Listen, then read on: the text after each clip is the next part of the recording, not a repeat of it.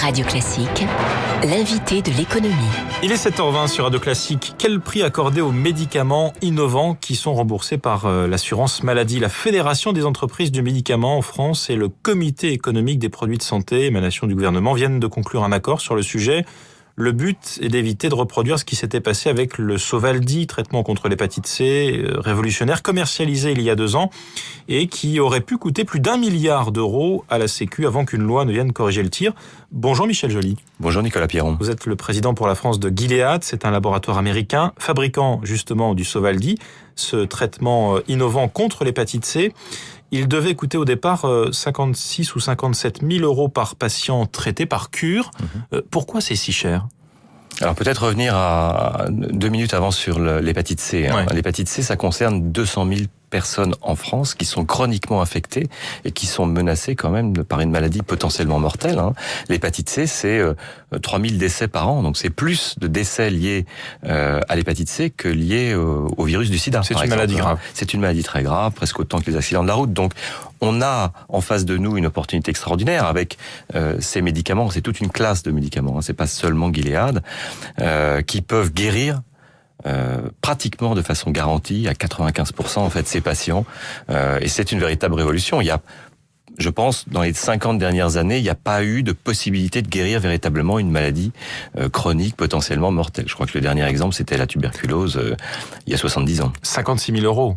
Alors, le prix est fixé dans un premier temps par le laboratoire et ensuite il est négocié avec les autorités quand on a des médicaments très innovants. Parce que le but, et c'est une spécificité française, c'est de donner accès au traitement le plus vite possible. Donc on le met sur le marché le plus vite possible parce qu'il y a des gens qui sont en danger de mort, tout simplement. Donc on le met sur le marché avec un prix qu'on ne discute pas. Donc on le fixe, il est fixé de façon unilatérale par le laboratoire et ensuite on engage les discussions avec les autorités. Ça n'a d'ailleurs pas d'impact au niveau des comptes de la sécurité sociale parce qu'on va rembourser la différence entre le prix initial et le prix fixé. Au final, on est arrivé à un traitement qui coûte 41 000 euros. Voilà, pour le Sovaldi, qu'il faut souvent associer à un deuxième traitement. Et finalement, avec l'arrivée de nouveaux traitements, on est maintenant 2 ans après l'arrivée de ces traitements, on est aux alentours d'un coût de traitement total, on va dire, pour les patients qui est probablement inférieur à 40 000 euros pour guérir une maladie mortelle. Le Sovaldi, ce traitement contre l'hépatite C, a rapporté plus de 10 milliards de dollars au laboratoire Gilead en 2014. Là, on parle de 2014.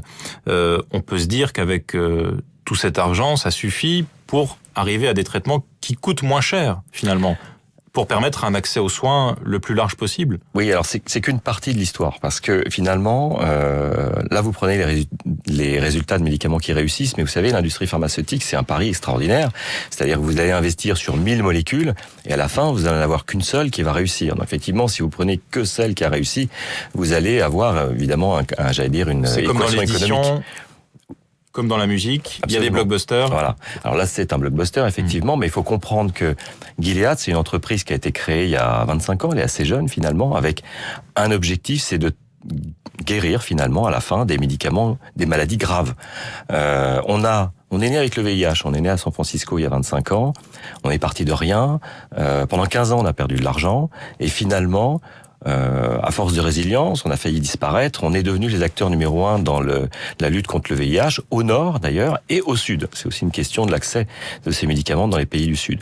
Et puis on s'est attaqué à l'hépatite B, et maintenant on arrive, si vous voulez, dans le domaine de l'hépatite C, je dirais à l'aboutissement du modèle, c'est-à-dire que on transforme des maladies mortelles initialement en maladies chroniques.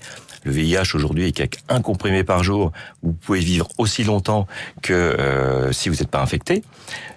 Et là, on passe d'une maladie chronique, une maladie qu'on guérit. C'est ça qui est une véritable révolution. Donc l'innovation, ça coûte cher, et ça c'est inévitable.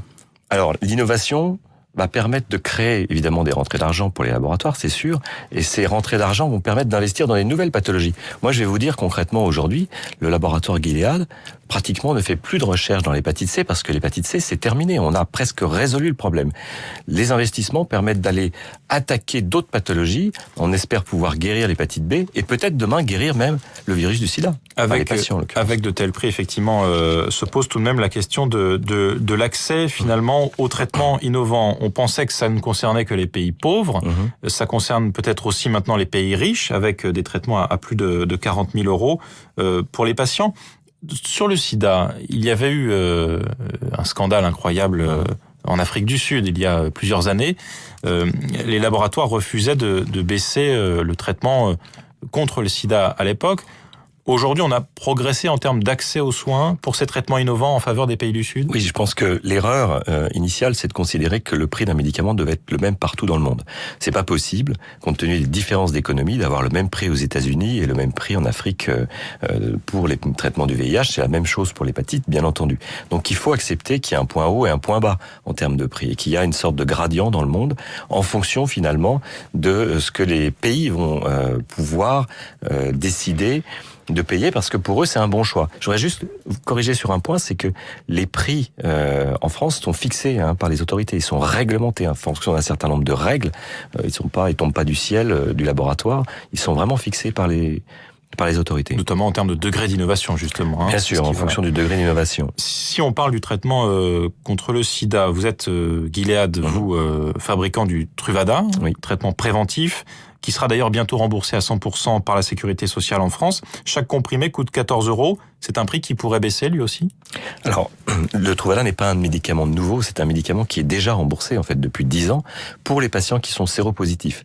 Donc, ce qui se passe en ce moment, et je pense que vous faites allusion à la prévention, oui. Pré-exposition, pour les patients qui, eux, sont séronégatifs, c'est-à-dire qui ne sont pas infectés, pour prévenir de l'infection. Ce qui se passe en ce moment, c'est que les autorités françaises, et il faut saluer la décision de la ministre, ont pris l'initiative, et c'est le deuxième pays au monde après les États-Unis, de pouvoir rembourser la PrEP, ça s'appelle comme ça, pour les patients, pour les populations séronégatives à risque. Donc il y a déjà un prix de Truvada qui existe aujourd'hui. Donc il ne peut pas y avoir deux prix, un pour les séropositifs et un pour les séronégatifs. Mais sur ce Truvada, ce qui est intéressant, c'est qu'il y avait eu un accord justement pour qu'il soit vendu moins cher dans les pays pauvres. Oui, alors absolument, c'est-à-dire que la question du VIH, elle est cruciale. 90% des patients infectés par le VIH sont dans des pays qui sont globalement pas solvables.